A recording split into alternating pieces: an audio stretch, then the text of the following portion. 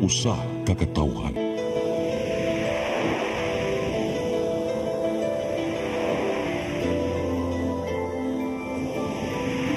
Cebu Catholic Television Network.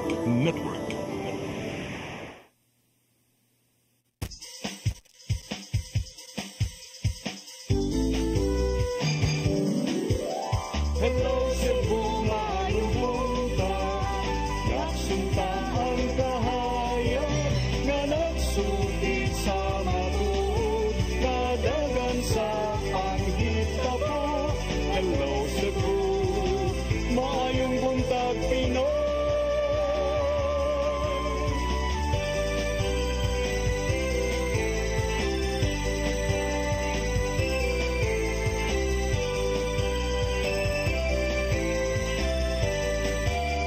Ang katutulungan sa mga katahan.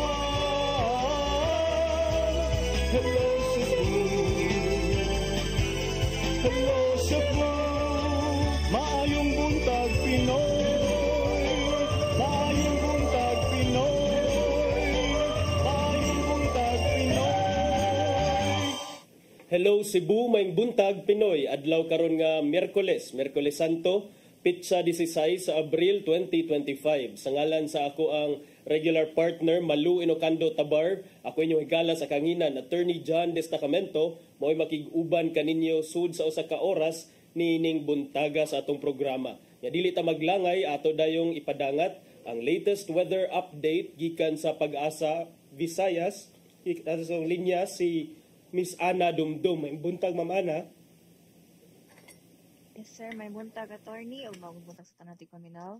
O so far, ang easterlies nagapigtal sa atong nasod and what ay monitor nga makatempo sa panahon. So far, karang adlaw. And pa sa general weather condition, makasin natin itawag panagsang panganuron nga tunas sa madagong unang kalangitan. And ando na lang tayo tsansa sa mga patak-patak mga pag-ulan or thunderstorms, especially hapon or gabi. Kung sa hangin ng kadagatan, hinay nga to sa kasarangan ng hangin, gikan sa silakan, nga to na sa amin ng silakan, ang magkapasilabi, ingon man mga kadagatan, malinawon, nga to sa kasarangan. And diri Sugbo, kadagatan, mutaog po niyang alas 12:18 sa kadtuhon, o muna sa inig alas 7:16 sa kagabi. Temperature forecast for Metro Cebu, na sa 26 to 32 degrees Celsius, o ang heat index, posibleng mabot sa 38 degrees Celsius. And ang adlaw niyang hapon mo salob alas 5:55.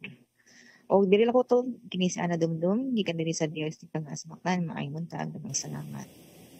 Daghang pong salamat Ma'am Ana Dumdum gikan sa Pag-asa Visayas og maayong buntag ninyong tanan diha sa inyong mga buhatan. Now arita sa ato ang front pages sa mga local o national nga mga pamantalaan, atong unahon ang Sunstar Cebu. Sa Sunstar Cebu, agencies, LGUs in Cebu ramp up Holy Week security.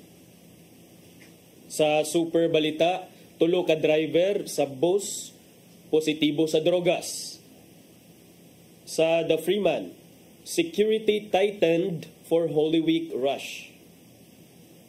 Sa Banat News, tulo ka driver positibo sa drug test atol sa Uplan Harabas, random drug test sa PIDEA 7. Sa Philippine Daily Inquirer, after typhoon, U.S. Nemesis missiles in Philippines for drills. Sa The Philippine Star, U.S. ship killer missiles in Philippines for balikatan. Sa Manila Bulletin, ASEAN seeks talks with U.S. on tariffs. Og sa Tempo, SUV drivers killers, nab. Mao kadto mga front pages sa atong mga lokal ug nasyonal nga mga pamantalaan sa atong pagbalik atong susihon ang mga balita nga nahipos sa atong CCTN News and Public Affairs team. Please stand by. Hello Cebu, hello Cebu, maayong buntag Pinoy. Maayong buntag Pinoy. Maayong buntag Pinoy. Discover the beauty of the Philippines.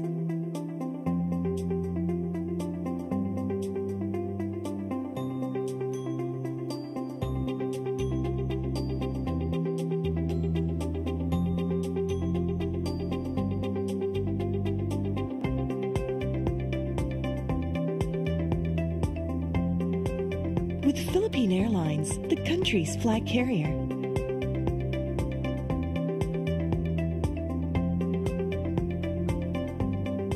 The airline that lets you feel the warmth of the nation.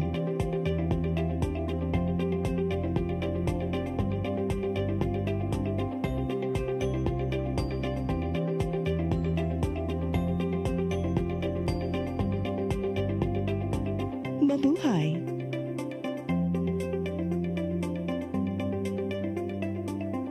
Kaiba sa mga politiko, matagal nang ginagawa ni Ariel Querubin ang ipaglaban tayo. Kahit sariling buhay inaalay. Ngayon, iba ang laban. Pero tuloy ang misyon ni Ariel Querubin, ang ipaglaban tayo. Kung medalya ang sukatan at hindi pera, si Ariel Querubin ang ating bayani na karapat-dapat sa Senado. Pag may Ariel Querubin sa Senado, may bayani tayo, sigurado.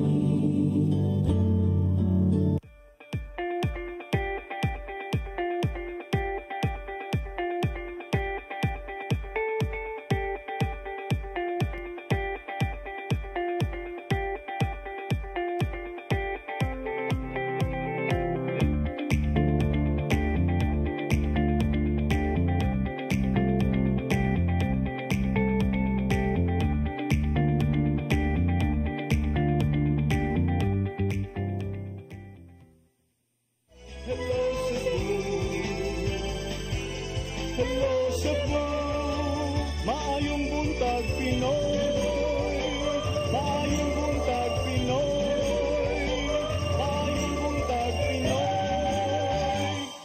Balik sa Hello Cebu, maayong buntag Pinoy ug karon sa atong mga balita. Naguna sa atong mga balita karong buntaga, gilauman sa Mactan Cebu International Airport Authority nga moabot sa 250,000 nga mga pasahero karong Semana Santa. Karong passenger season, adunay pahimangno ang General Manager sa MCIAA ngadto sa mga pasahero. Ang kasiguran ni atud ni Crystal Joy Filerca. Karong Semana Santa, dulan 250,000 ka mga pasahero ang gilauman nga moagi sa Mactan Cebu International Airport. 8% kini nga pagsaka kung itandi sa Semana Santa sa nilabay nga tuig nga niabot sa kapin 230,000 ka mga pasahero. Sukad ni adtong Abril 13 hangtod sa Abril 20, gilauman sa Mactan Cebu International Airport Authority nga moabot sa 31,000 ang mga pasahero matag adlaw gikan na sa duha ka terminals. Kaganihang buntag, nagmingaw pa ang maong tugpahanan. Gilauman sa mga opisyal sa MCIAA nga ugmang adlaw pa magsugod ang pagdasok sa mga pasahero. Pahimangno ni General Manager Julius Neri sa mga pasahero nga karong passenger season mas maayong magsayo kaysa sa naandan aron nga malikayan ang mga kakulian.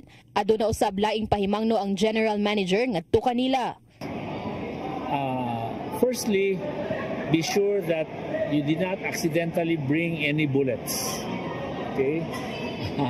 Secondly, please never ever tell a bomb joke, even if you're whispering it to your companion. And number 3, be very, very conscious about your power banks. Please buy only high-quality power banks.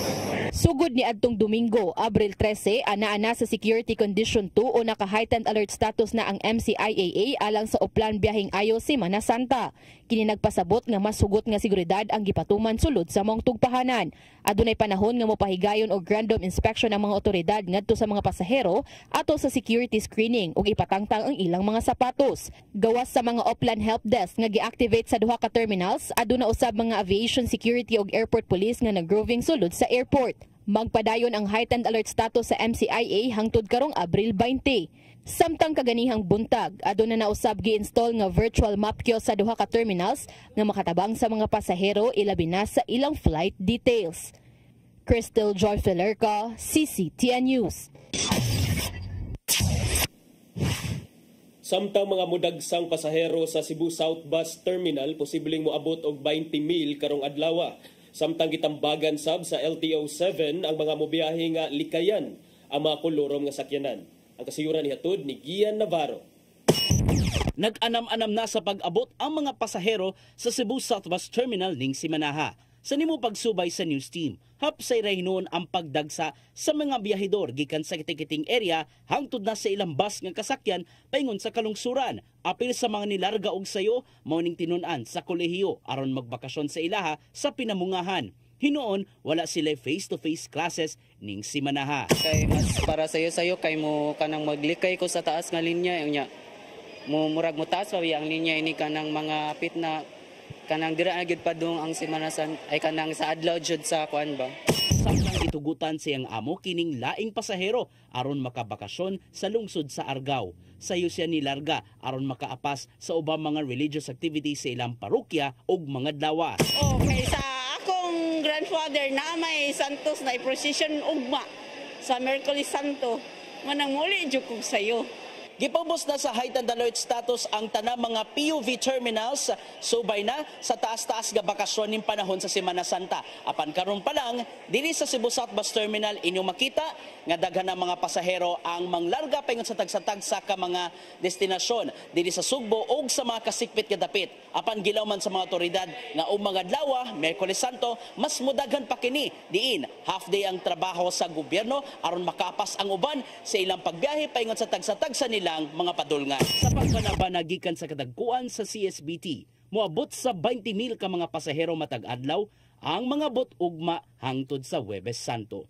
Mas dagan kini itandi sa 10,000 ka mga pasahero nga nangabot kada adlaw sukad pa sa nahimong monitoring nila.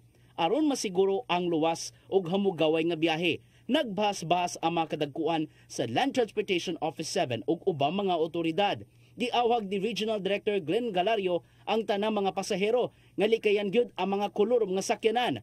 Usa kini silang hugot nga gibantayan ubos sa gipatumang uplan biyaheng ayos. Ug katulo simba ko unsay mahitabo wala gyud tay kanang wagi kanang in terms of mga damages bitaw alkansi ang mga riding public nato. Hinuon silang inspeksyon sa mga pampasero ang sakyanan ug mga driver. Compliant usab sila sa mga rekisitos aron makabiyahe. May tambag hinuon ang kadagkuan sa terminal, LTO-7 ug ubang otoridad nga mosunod gyud sa tanang mga security protocols. Ani ang punta sa atong kaugalingon kay labi na init kayo karon magdala kita og saktong tubig para dehydration og ilabi na ang atong mga valuables kaning ato ang ampingan kay labi na daghan kay nga gadagsa pud nga mga balhiboon og kamot. Ikatagdang mopahigayon og inspeksyon ang mga kadagkuan sa Kapitolyo ugma sa buntag sa North ug South Bus Terminal dungan na sa pagdagsa sa mga pasahero. Gian Navarro, CCTN News.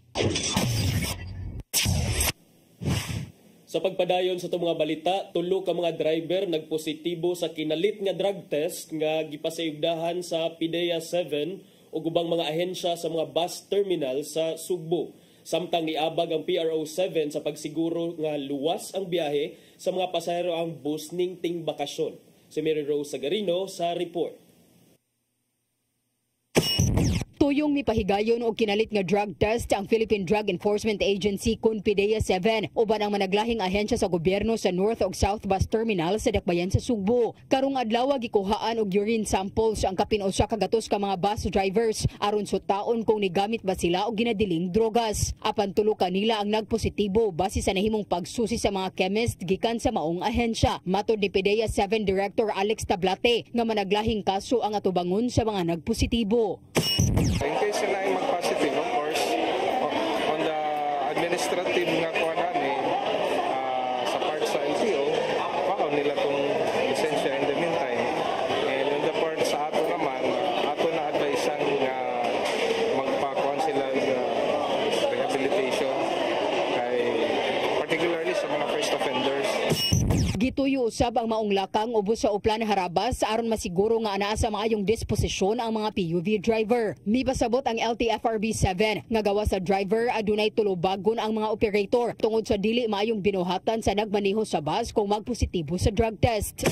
Ang license na jurisdiction sa LTO, ilan ang i-confiscate na sila i-corresponding mga penalties. Sa part sa LTFRB, among isumon ng operator. Sa laing bahin, apil sa mga misubay sa kahimtang sa mga terminal, si Police Regional Office 7 Director Brigadier General Redrico Maranan gawas sa mga pasahero. Lakip sa mga gipang subay ni Maranan kung luwas ba nga makabiyahi ang mga bus paingon sa ilang mga destinasyon. Hinuon gihangop ni Maranan ang nahimong lakang sa mga ahensya sa gobyerno aron magpabilin ang hugot nga seguridad sa palibot. Maong nanghatag ang kadagkuan og mga essential kits ngadto sa mga pulis nga gideploy sa terminal ingon man sa pipila ka mga pasahero. Naglangkob kini sa kape, candy, vitamins ug uban pa.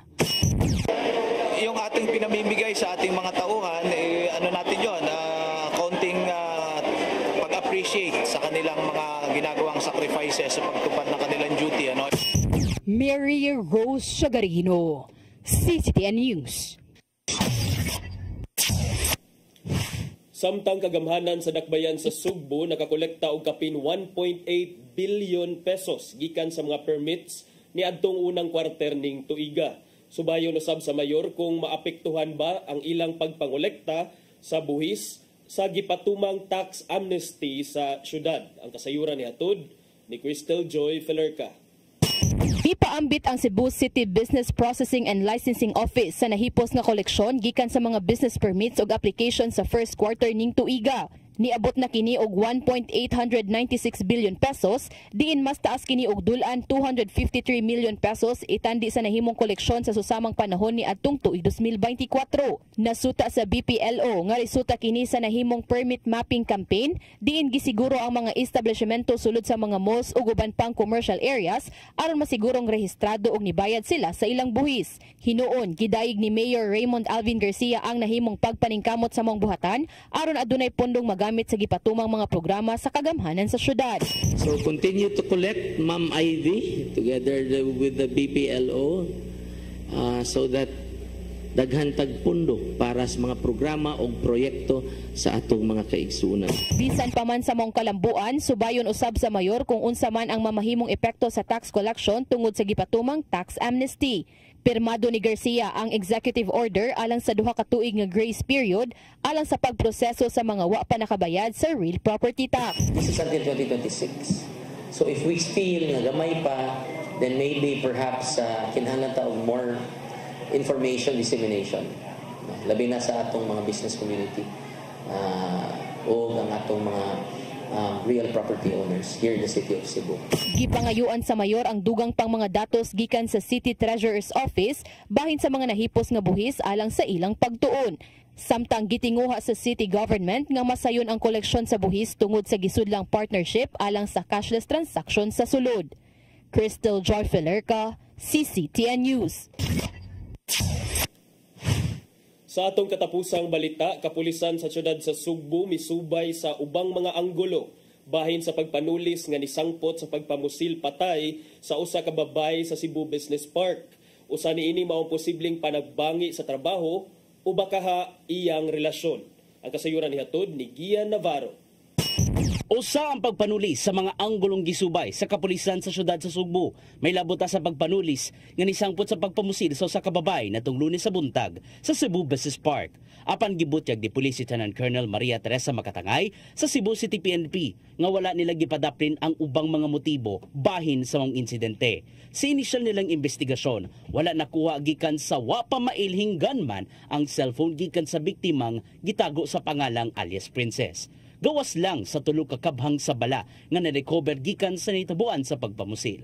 Maong gipaubos sila sa background check ang maong babay kinsang nanarbaho dapit sa Cebu Business Park. Also, napunta yung mga teams gi-deploy to check ang mga place of residence ani nga mga victim, place kung asa siya temporarily nag-reside here in the city because di man na siya taga Cebu City. And also inquiries were made ngadto sa iyang place of work.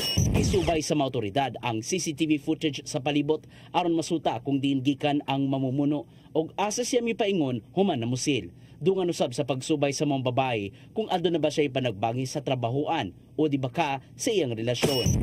Na-observe na to right before our eyes, which is from the concept makaingon tag robbery, no? But we are checking some angles na naasay possibility nga mo irason nga nato nito. Aduna na sila person of interest ngaylang gisubay ug sutaon kung nalambigit pagyud siya sa mong insidente o dili. Karong giila pa sa mga investigador kinsa ang gunman ni hangyo si makatangay sa mga nakakita nga makig-alayon kanila. Kini aron mapadali na ang pagsulbad sa mong investigasyon ug hayan madakpan ang responsable sa insidente nga nisang putusab sa juday kahaso sa mga motorista nga nangagi sa maong dala. Tuo lang sa ato nga nearest police station and offer some leads to the police. This is for the benefit as well of the family who are grieving right now and also for the solution of this particular case. Ian Navarro, CCTN News. Magadto ang mga balita nga nahipos sa itong mga kaubanan sa CCTN News and Public Affairs Team. Katong mga balita inyo nakitaan kagahapon sa itong programa sa Sairi 47. Sa atong pagbalik, maghisgot-hisgot na kitag mga pipila ka isyu nga may labot ang lungsod o ang nasod. Please stand by. Hello Cebu, maayong buntag Pinoy, maayong buntag Pinoy, maayong buntag Pinoy. Discover the beauty of the Philippines.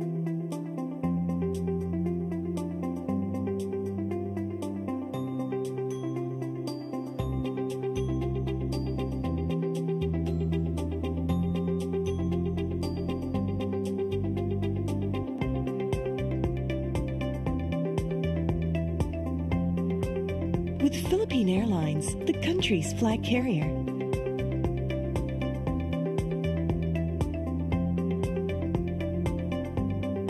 The airline that lets you feel the warmth of the nation.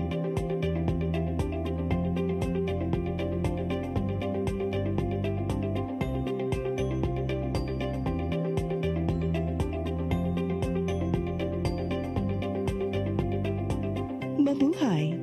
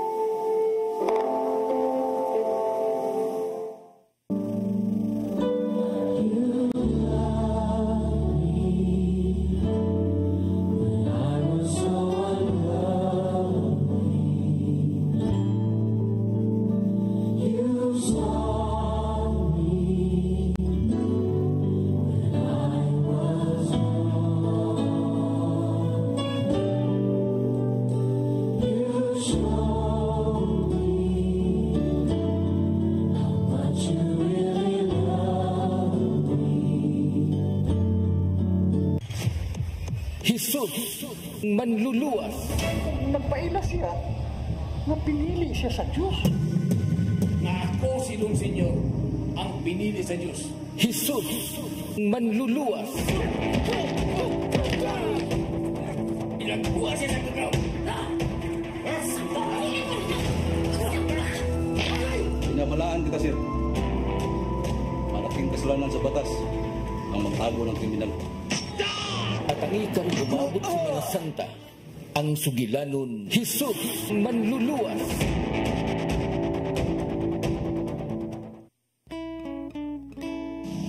Anong sad man ka? Pero kay ba ka nga sad ko?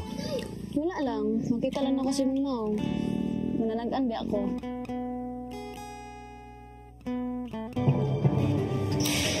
Huwag samantala. Pansin na tapos. Hindi ka makabasa ni Manuel. O ganong dili man? Oh, ganong dili man, ngauyab man na sila. Hilong mo, ikaw ba? Susira kay ka. Ano maging tawhan ang pulatan ako? Bote, boss. Agad. Saan ang nyo? Kung man sayang pagbiya, kunya karon, balik siya. Ang iyong nagsa. Dili na kasakasa mo, ha? O siya ngay, wala, kaya ngay. Kisa man sila.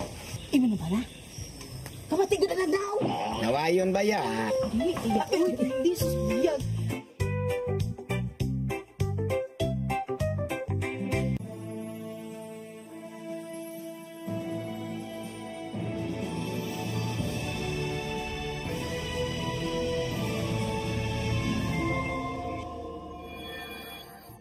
Sige, sa ito pa, nagmahay ka nga, nagbingyo ka. Wala ko nagmahay. You want to eat now, madam? Where did you get this? Where? Madam! Sir, give me this one, madam. Let go, Dawa. No, madam, please. Please, I'm lazy, madam.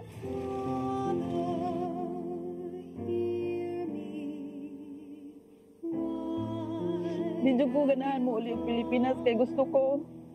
Mangita dyan ko trabaho na rin tabangan tako ninyo.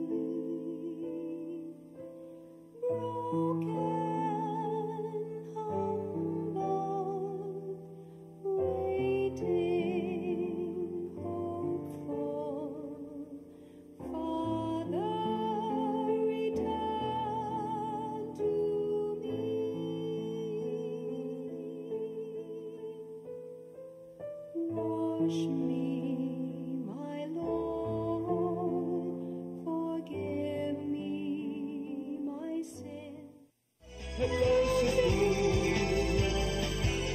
Hello, Cebu, maayong buntag Pinoy, maayong buntag Pinoy, maayong buntag Pinoy.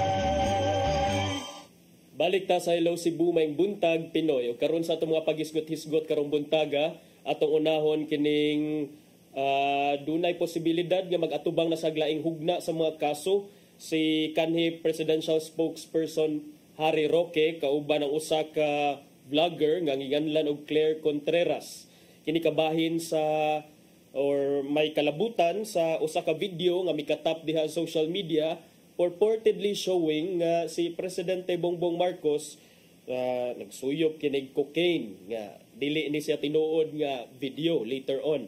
So ang National Bureau of Investigation mga higala may rekomenda ra ni sa pag-file og kasong inciting to sedition against former presidential spokesperson Harry Roque o kang Claire Contreras kauban ang lain pang mga kaso sama sa cyber libel o computer forgery. So mao kini ang nahimong rekomendasyon sa NBI human sa ilahang pag-imbestigar kabahin atong giingon nga pulburon video. Si NBI Director Jaime Santiago may rekomendar sa pagpasaka og kaso didto sa prosecutor niya na-file na ni ang recommendation giluwat niadtong Lunes. Niya ang NBI sa susamang kalambuan mi file sad og mga kasong kriminal kagahapon against Attorney Raul Lambino o Duterte Youth Party List Chairman Ronald Cardema for allegedly spreading false information regarding a supposed Supreme Court order halting the arrest of former President Rodrigo Duterte. Bitaw, nakadumdum ko ani nga kato bitaw on the day nga gidakop si Presidente Rodrigo Duterte, ang iya mga abogado may dali-dali og adto sa Supreme Court. Nakakita ko na tong video. Now, it appears nga si Attorney Lambino dito, in that video na usa ka abogado nga miingon nga nakakuha kuno sila og temporary restraining order, nisugot kuno ang Supreme Court, pero as it turned out, wala di ay naka-issue og TRO. So si NBI Intelligence Service Agent Alin Ray Delfin miingon nga silang Attorney Lambino og Duterte Youth Party List Chairman Ronald Cardema falsely claimed nga ang Korte Suprema mi-issue sa TRO to stop the implementation sa warrant of arrest against Duterte. Ang warrant of arrest gi-issue sa International Criminal Court. So mautong ang NBI sab mirekomendar nga pasakaan silang Attorney Lambino ug Mr. Cardema og mga kalapasan sa Article 154 sa Revised Penal Code, the unlawful use of means of publication or unlawful utterances. Si Lambino allegedly made a claim during a Facebook Live broadcast ni adtong Marso 11 o mao ni ang katong sitwasyon dito sa Villamor Air Base ni adtong, I believe it was on March 11 if I'm not mistaken, March 10 or March 11 mao man to ang adlaw diin ginakop ang kanhi presidente. So si Lambino allegedly mihimo kinig pangangkon during a Facebook Live broadcast ni adtong Marso 11 asserting that the TRO had been granted following a petition by Duterte's legal team. Si Delfin sa NBI may clarify nga while the petition kuno was filed, ang SC wala pa, ang Korte Suprema wala pa naka-issue og any order at that time. So mo nang giingon nga unlawful ang pagkastorya or unlawful ang paggamit sa means of publication or unlawful ang utterances or ang pagkaistorya because dili man tinuod nga nakakuha og TRO. At that point in time, matud pa ni Delfin sa NBI, the situation was very volatile. Any interjection of such false news would probably create confusion in the public's mind and endanger public order. So, mao kana ang rason nganong ang NBI may rekomendar nga pasakaan tani silang kaso aron dili na ni magpatuyang og sulti, especially sa social media. Sa iyang bahin si Cardema mihimo sab kuno og mga susamang pangangkon during a media interview nga doon na TRO nakuha gikan sa Supreme Court, though he did not post the statement on his own account, pero doon na mga video nga nag-circulate online and widely diha sa Facebook. So mao na nga hasta si Cardema sa pasakaan og kaso sa NBI.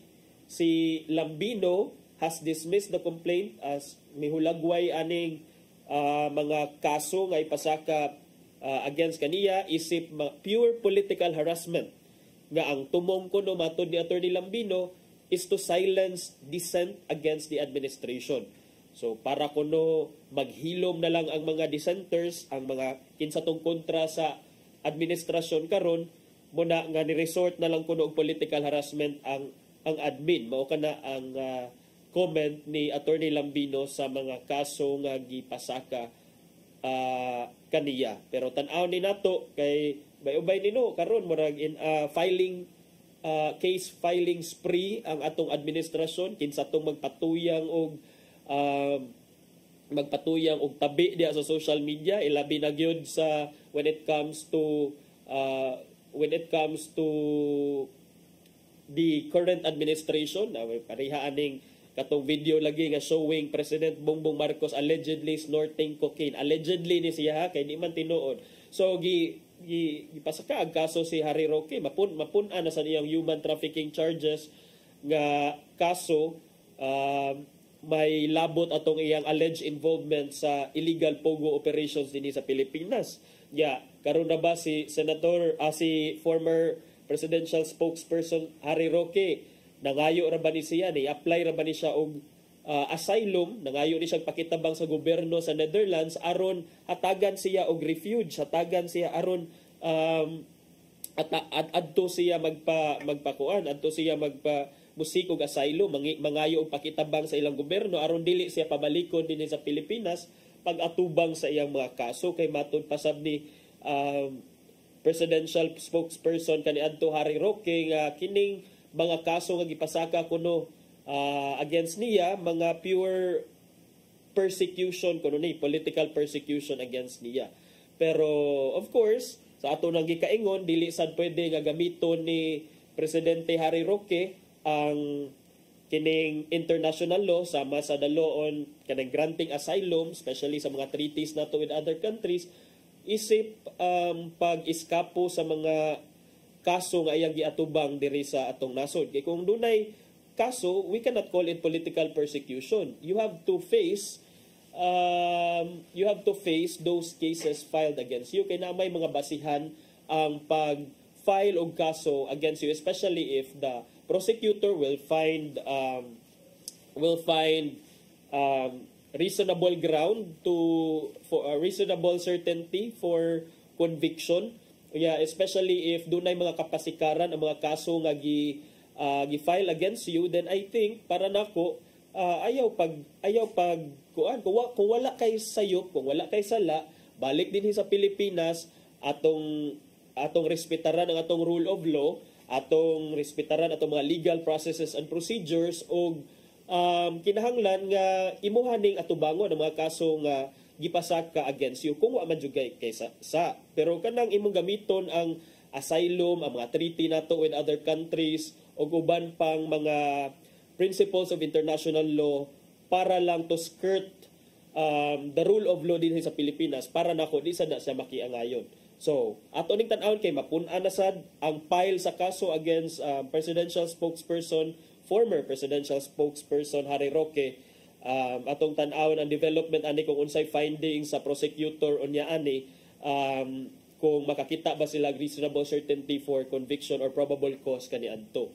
Unya naghisgot na magyuntag asylum do na say laing nang apply pagka-asylum didto sa United States. Kini mao si former PCSO chief Ruina Garma. If you remember, kini si Ruina Garma used to be the Cebu City Police Office director dinhi kaniadto sa ato diri sa syudad sa Sugbo at the time of the Duterte's war against illegal drugs. So kani si ex-PCSO Chief Garma nag-atubang sa nisiyag kasong kriminal in connection sa matud pa iya sa pagpatay sa usa ka opisyal sa PCSO kaniadto way back 2020 or 2021. Pero karon kasamtangan ni nga gidetain sa United States. She has been detained in the United States since November last year for carrying a canceled visa. Mo nang gi-hold siya dito sa US kay pag-abot niya dito sa airport sa US, I don't know, was it California or was it New York? Di ko ka-recall, but sometime in November, ang iya ko ng visa was found to be canceled. So mo nang gi-detain siya dito sa US. Karon ang abogado ni ex-PCSO Chief Ruina Garma, ex-CCPO Director Ruina Garma, nga si Attorney Emerito Kilang, mi sulti sa mga miyembro sa media nga si Garma kuno, who has been in detention dito sa US since November 7, kay nangayo kini siya or nang-apply kini siya og asylum para dili na siya pabalikon dinhi sa Pilipinas. Si Garma also is being linked to extrajudicial killings during the administration of former President Rodrigo Duterte, o nga karon sa ato nang nahibaw-an nagpaabot sa iyang trial dito sa The Hague for crimes against humanity. Matod ni Kilang, ang abogado ni Garma, nga ang iya kunong nadunggan is that si Garma is still in detention. When we say detention, gihold pa ni siya, detention, sabi, gipriso siya dito, gihold. Okay? In fact, matod ni Kilang, nakastorya kuno siya kang Garma ni adtong miaging gabi, niya si Garma kuno misulti sa iyaha nga she is still in detention. So, matod ni Kilang, sa Attorney Kilang, nga si Garma wala kini visa. Unya, this is why she was held when she landed there in the US. May dugang si Kilang nga there was no case filed against Garma. Unya, iya sang himakak ang mga report, mga nag-unang report nga si Garma was being held for money laundering. Kay wala kunoy kaso nga money laundering gipasaka against kang Garma. We are requesting for asylum. Matod pa ni Attorney Kilang, ang gobyerno sa US is very strict. That is why there is no setting yet of our request for hearing for request for asylum. So although naka-apply na sila for asylum pero wala pa kuno naka-schedule og hearing kay basin ingon man siya ang gobyerno kuno sa US medyo stricto when it comes to asylum applications, and rightly so, no, dapat tan-awon yun ni kion yung maayo ang application for asylum kay it's you trying to mura mo ganing a question of sovereignty kay kung mangayo magugag asylum o i-grant nimo ang asylum sa usa ka tawo, mura na siya attack to the sovereignty or soberanya sa usa ka nasod. So kung i-grant for example sa Netherlands ang application for asylum ni former presidential spokesperson Harry Roque, or kung i-grant sa United States, Estados Unidos ang application for asylum ni former PCSO Chief Ruina Garma, mura na siya kuhaan nimo sa power ang Pilipinas nga mutaral sa iyang kaugalingon nga mga citizens because it's an exception to the rule on sovereignty. So mauna nga kinahanglan sad nga buki kiog maayo sa mga hingtungdan nga mga nasod nga diin kini gipang-apply ang mga applications for asylum aron masiguro nato nga duna bay sakto nga kapasikaran, duna bay grounds, duna bay legal grounds ang ilang application kay kung dili pabalika in tawo na sila dire kay functioning kaayo ang atong judicial system dinhi sa Pilipinas. Yes, sometimes dugay madesisyonan ang mga kaso. Yes, sometimes unfavorable ang mga decision para sa usa ka party, but that doesn't mean nga ang ato ang mga korte, ang ato ang judicial system dinhi sa Pilipinas is not functioning well. Karon abli gyapon nato mga korte, so pabalikan na sila diri paatubang nga sa ilang mga kaso kung walay enough basis nga i-grant ang ilang asylum against kanila. So mao lang sa natong istoryahan karon kabahin ni Garma o Gary Roque kay mo lakbit sa ta diri sa laing isgutanan sa di pa mapupos itong oras.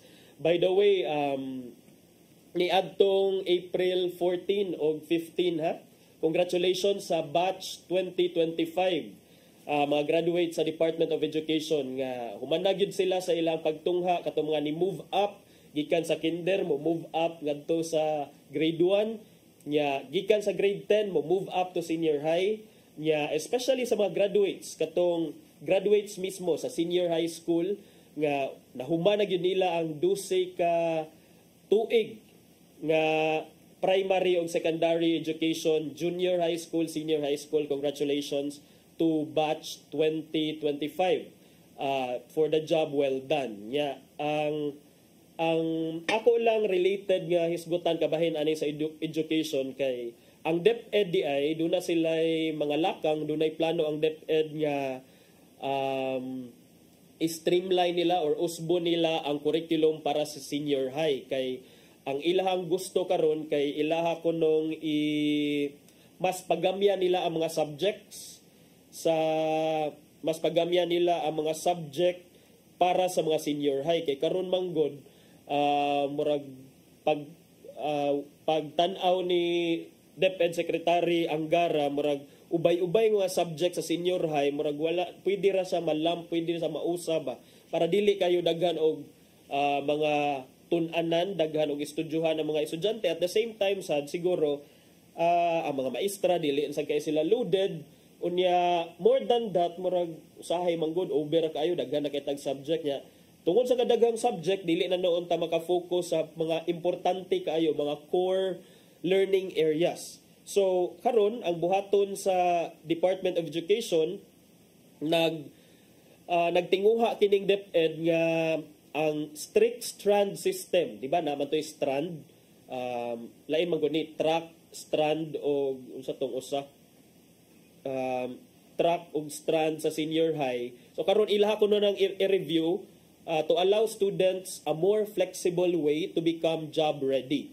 Matod sa DepEd sa ilahang gi-release nga working draft sa revised senior high school curriculum ni adtong Abril 4 nga open for feedback ni siya until ni adtong April 11.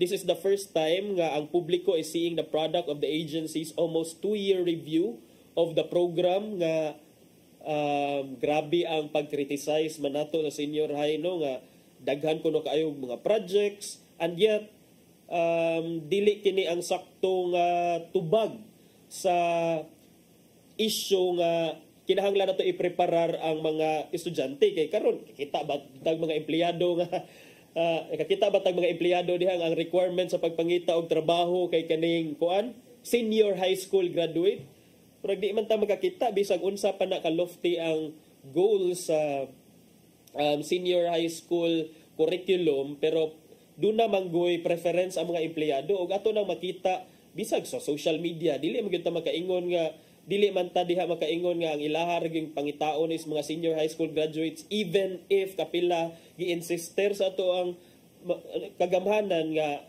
ang graduate sa senior high is already job ready. Well, pwede man gyud na possible nga job ready sila, pero mo lagi na ato asang i-match sa reality on the ground nga ang pangitaon sa empleyado usually college graduate or at least college level.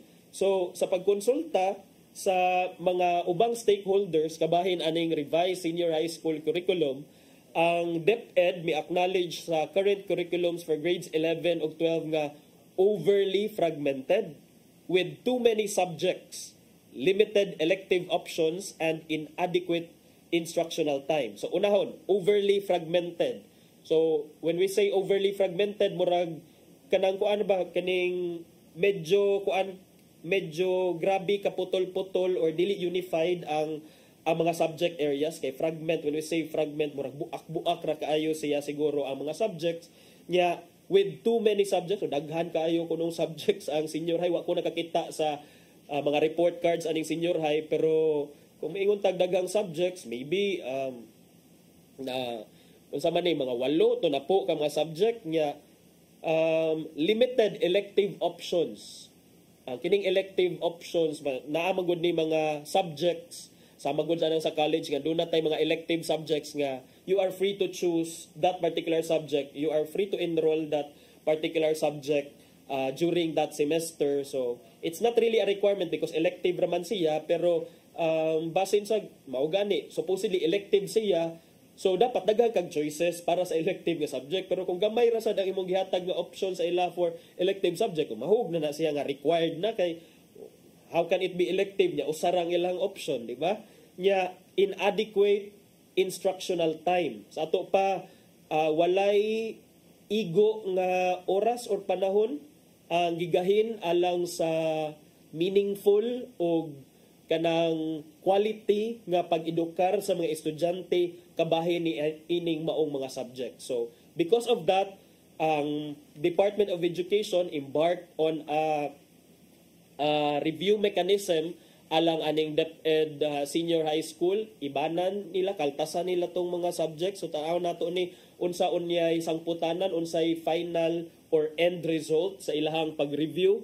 Kay kini, this is a welcome development para sa mga estudyante nga for sure bago na kay sila sa ilahang pag-eskwela.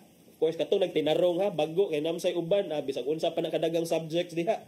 Di man lang gihapon mo kihol, di man lang gihapon same ra man gihapon og mga study patterns, sige gihapon cutting classes, and sus tan-aw nato karon sa social media daghan kaayong mga nangalipay kay ni graduate sila. Hopefully lang sad ka na inyong kalipay diha is because nalipay mo because genuinely nakakat-on mo, nangalipay mo because genuinely nag-exert mong effort nga makakat-on, kay lisod sa nang nalipay ra mo kay hey, finally human na ya dito walay nakat-onan. From 15 ka core subjects paubos ko nun sa DepEd under the current proposal ngadto sa 5 na lang ka subject diha sa senior high. So kining 5 ka mga courses or subjects naglangkob sa effective communication or mabisang komunikasyon, life skills, general mathematics, general science, o pag-aaral ng kasaysayan at lipunang Pilipino. So kung ato makit-an mura siya og effective communication, mabisang communication, mura siya basic English. Life skills, mura siya TECVO, di ba? Mura siya kining home economics baron. Then general mathematics, kung importante kining mathematics adto sa college. Sa una, ang mga graduate o high school, I don't know with the senior high karon kay naaman sad sila another round of mathematics as subject. Adto sa college, basic na lang math sa ila, pero I don't know if nakatabang ba ang senior high to prepare them for these core courses or subject, mathematics, science, and history. Unya, ang mga maestra pod, congratulations sa isang mga maestra, no, kay human sa ilang mga trabahoon. So karon hatagan sila og 30-day uninterrupted flexible vacation for teachers, di ba? 30-day uninterrupted flexible vacation for teachers. Mao kini ang gi-anunsyo sa Department of Education nga hatagan og 30 ka adlaw ang mga maestra nga para makabakasyon sa din taon si ma'am ug si sir kay I think nag-start man ni last year katong si former DepEd Secretary and now still the sitting Vice President Sara Duterte nag-start ni last year katong gihatagan og usa ka buwan nga wa joy undang-undang dili magpapiri dili mag-atubang og any school work ang mga maestra. So karon gipadayon ni sa DepEd from April 16 o starting na karon. O dili na mo tubag inyong mga ma'am og sir kung unsa inyong mga concern sa kay uninterrupted flexible 30-day vacation. April 16 to June 1, either continuously or on a staggered basis. Mao kini ang naa sa order nga giluwatan sa DepEd, pero kining maong order mi clarify ni nga ang alternative learning system sa mga teachers o katong mga maestra sa alternative learning system o katong directly involved in teaching Arabic language and Islamic values education classes are included in the 30-day vacation period.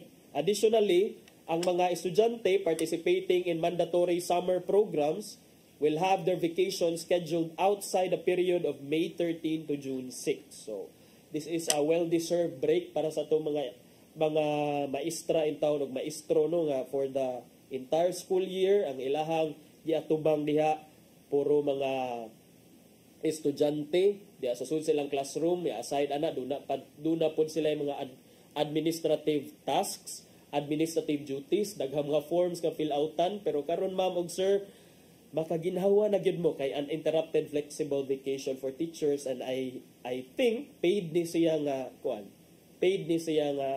vacation. So makaingon sad ta nga sana all, pero deserve pod ni ma'am og ni sir. Nya napupos naman atong oras din sa atong programa, atong tan-awon kung unsay giandam ng Tatay Dodong Limchua nga pulong og kinabuhi.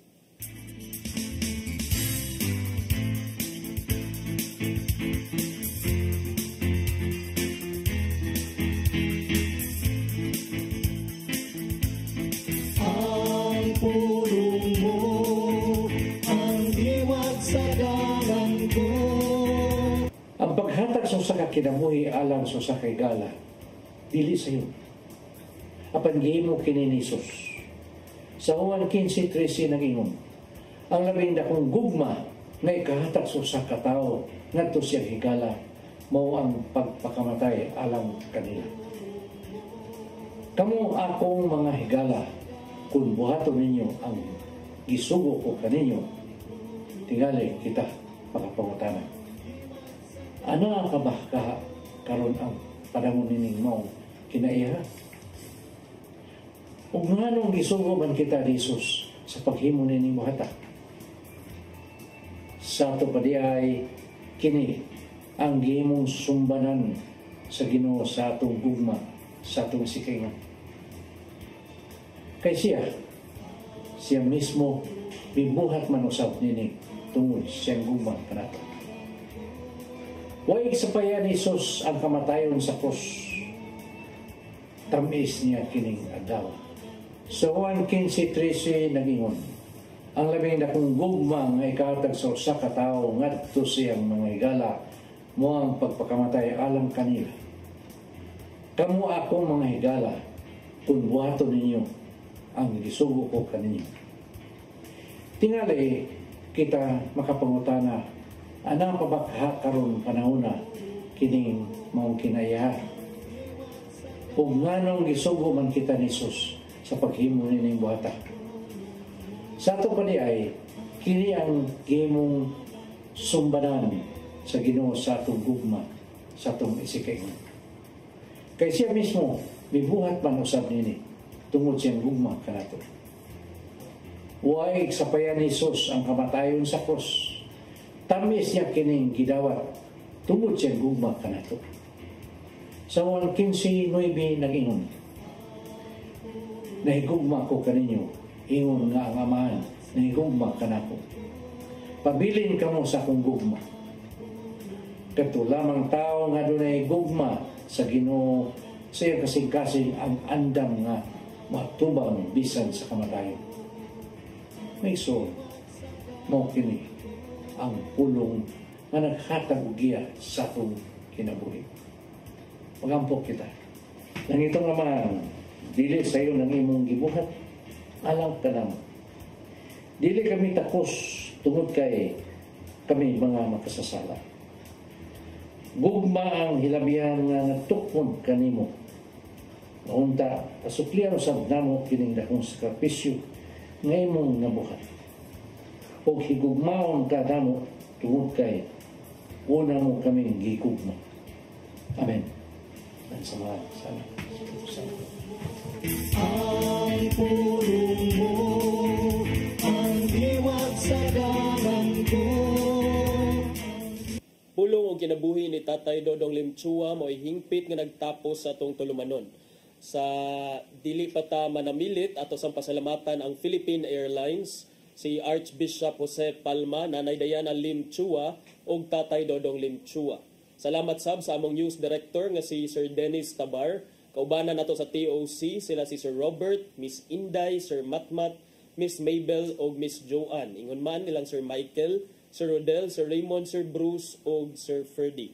Manamilit na ko kay napupusa sa dato ang usa ka oras nga panagsaw din sa itong programa niya kay Holy Week man ron. So ugma Holy or Good Thursday o sa Monday, Thursday o Good Friday wala tay programa dinhi sa Hello Cebu, pero inyong makita gyapon ang ato ang mga Lenten drama nga atong giandam alang kaninyo dinhi gyapon sa CCTN Channel 47.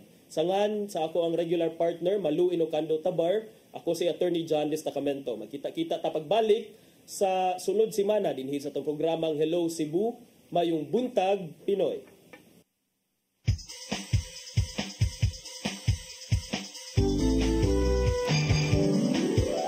Hello, Cebu.